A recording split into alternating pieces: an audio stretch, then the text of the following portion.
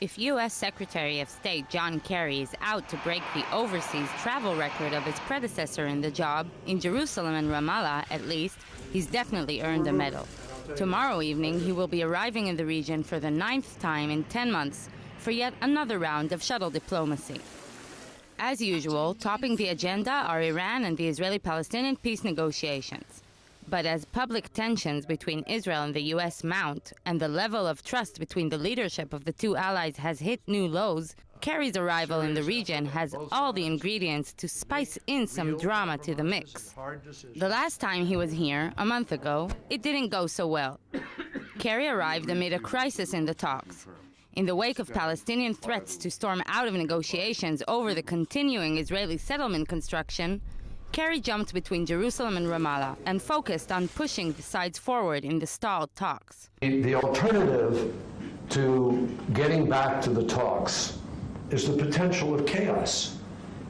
I mean, does Israel want a third intifada? Kerry's aggressive interview on the most popular news edition in Israel, combined with reports of a breakthrough in the Geneva talks, infuriated the Israeli Prime Minister, and his rage was openly obvious at his last meeting with Kerry at the airport, minutes before the secretary went on to negotiate what has grown to be known in Israel as a bad deal. This is a bad deal. A very, very bad deal. Netanyahu's blunt pressure and vocal objections have not softened over the last month. Washington didn't sit on the fence either, and the two sides have been lashing out since then in one of the harshest public disputes between Israel and the U.S. in history. We are not blind, and I don't think we're stupid. I will not be silenced, ever. Today we have a real opportunity to achieve a comprehensive, peaceful settlement. This agreement has made the world a much more dangerous place. Kerry will probably want his latest visit to focus on the not-so-advancing peace process. Netanyahu, for his part, will prefer to concentrate on Iran, but Washington has made clear it has had enough of the Israeli leader's apocalyptic warnings. The tensions are there.